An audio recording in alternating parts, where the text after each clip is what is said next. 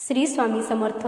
बऱ्याच भक्तांना असा प्रश्न नेहमी पडत असतो की जेव्हा आपण भक्तिभावाने स्वामी महाराजांची भगवंताची पूजा करतो, मंत्र जप करतो किंवा ध्यान करतो, तेव्हा अचानक जांभई यायला लागते, आळस येतो, डोळ्यात पाणी येते किंवा शरीर जड झाल्यासारखं होतं. हे का होतं? अनेकांना असं वाटतं की ही केवळ शरीराची एक सामान्य प्रतिक्रिया असेल. पण भक्तांनो, यामागे एक गूढ आध्यात्मिक अर्थ आणि दैवी कारणे आहेत. या केवळ शारीरिक गोष्टी नाहीत, तर यात ईश्वरी लीलांचा एक अदृश्य संकेत आहे. परमेश्वर आपल्या भक्तांवर किती कृपा करतो आणि त्याच्या नामस्मरणात किती शक्ती आहे हे लक्षात घेतलं की या गोष्टी आपल्याला अधिक स्पष्ट होतील. आणि हेच आपण आज या व्हिडिओच्या माध्यमातून पाहणार आहोत. त्यामुळे व्हिडिओ स्किप न करता शेवटपर्यंत नक्की पहा.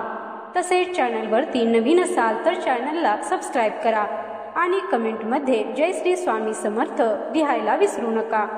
तर बघा, जेव्हा आपण भगवंताची आराधना करत असतो, त्याच्या चरणी प्रेमभावाने लीन होतो, तेव्हा आपल्यातील अनंत अशुद्धता, आपल्या कर्माचे बंधन, आपण मनात साठवलेल्या इच्छा आणि आपल्यातील वासनांची धुंदी हळूहळू कमी होऊ लागते.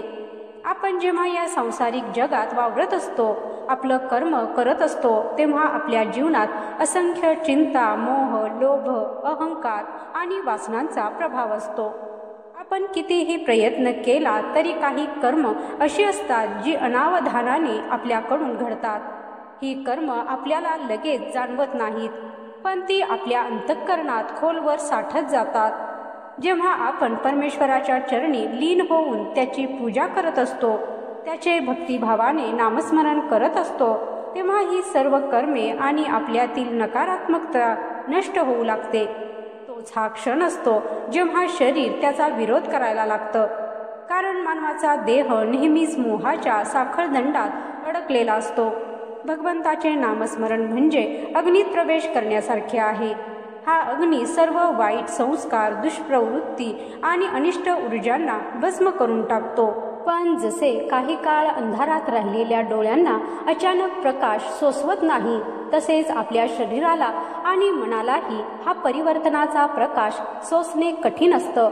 म्हणूनच जेव्हा आपण ध्यान करतो, मंत्र जप करतो किंवा ईश्वर चिंतनात लीन होतो, तेव्हा आपले शरीर आणि मन एक प्रकारे त्या नव्या शक्तीचा प्रतिकार करू लागतात. हीच ती नकारात्मक ऊर्जा आहे जी वर्षानुवर्षे आपल्या अंतर्मनात साठली आहे. जेव्हा आपण भगवंताच्या चिंतनात गढून जातो, तेव्हा या नकारात्मक ऊर्जेला जाग येते आणि ती बाहेर पडू लागते.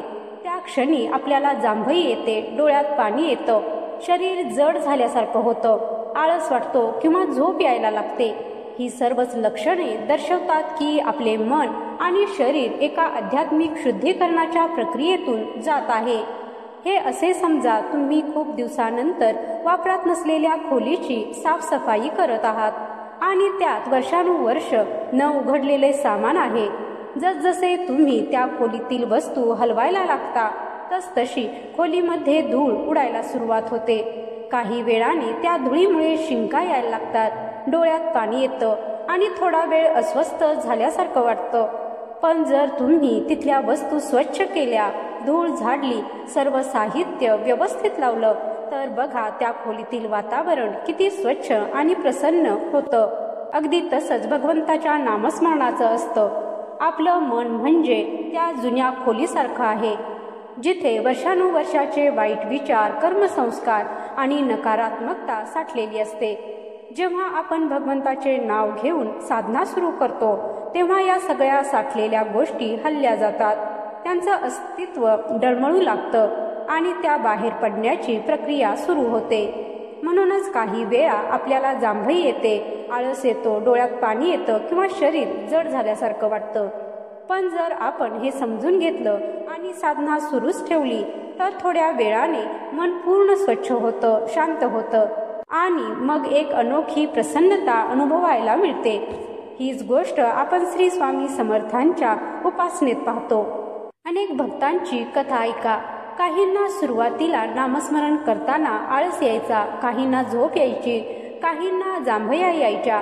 पण जेव्हा त्यांनी ही भावना झिडकारून पूर्णपणे स्वामीमय होऊन साधना सुरूच ठेवली तेव्हा त्यांच्या जीवनात स्वामींची अपार कृपादृष्टी झाली। डोळ्यात पाणी येण्यामागेही एक मोठा अर्थ आहे। एखाद्या भक्ताला जर स्वामींची कृपा अनुभवायची असेल तर त्याने त्याच्या मनात असलेली कठोरता दूर केली पाहिजे। परमेश्वराचे नामस्मरण करताना डोळ्यात पाणी येणे हे अश्रूच्या स्वरूपात आत्म्याच्या शुद्धतेचे प्रतीक आहे। विचार करा, एखाद्या लहान मुलाने खूप दिवस आईपासून दूर राहून तिला हाक मारली आणि अचानक आई धावत आली तर त्या क्षणी त्या मुलाच्या डोळ्यात काय येईल? आनंदाश्रूच येतील। तसंच आपल्या स्वामींची असलेली आत्म्याची ओळख हीच त्या अश्रूंचा खरा अर्थ आहे। म्हणूनच जेव्हा तुम्ही स्वामींची सेवा करत असाल, त्यांच्या नावाचा जप करत असाल आणि तुम्हाला झोप येत असेल, जांभई येत असेल किंवा आळस येत असेल तर घाबरू नका, श्रद्धेने पुढे जात राहा। कारण जसजसं तुम्ही शुद्ध होत जाल तसतसा हा आळस नाहीसा होईल आणि त्या जागी भगवंताच्या कृपेचा दिव्य आनंद प्रगट होईल। ही फक्त एक परीक्षा आहे जी पार केली की स्वामींच्या कृपेचा अमृत सिंचन तुमच्या आयुष्यावर नक्की होईल।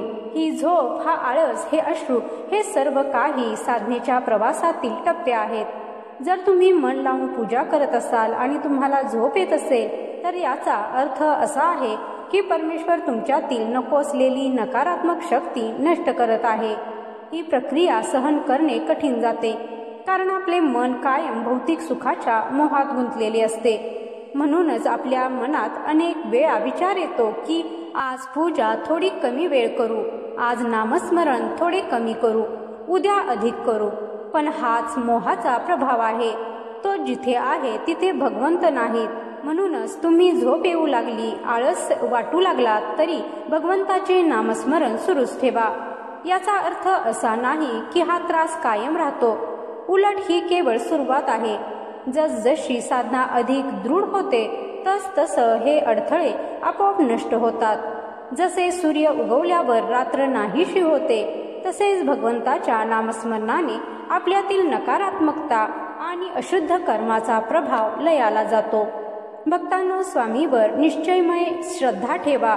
जसे लहान मूल आईच्या कुशीत गेलं की त्याला कोणतीही चिंता राहत नाही, तसेच जर तुम्ही स्वामींना पूर्णतः शरण गेलात तर तुम्हाला या जगात कशाचीही भीती राहणार नाही। स्वामींनी तुमचा हात एकदा धरला की ते तुम्हाला कधीच सोडणार नाहीत।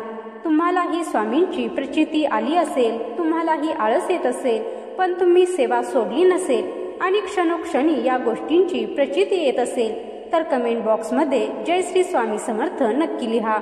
आणि ही माहिती थोडी जरी उपयोगी वाटली असेल तर व्हिडिओला लाईक करा, चॅनलला सबस्क्राईब करा आणि कमेंटमध्ये तुमचे अनुभव नक्की लिहा। चला तर तुम्हाला सुख, समृद्धी आणि शांती लाभो ही स्वामींच्या चरणी प्रार्थना। व्हिडिओ शेवटपर्यंत पाहिल्याबद्दल धन्यवाद। जय श्री स्वामी समर्थ।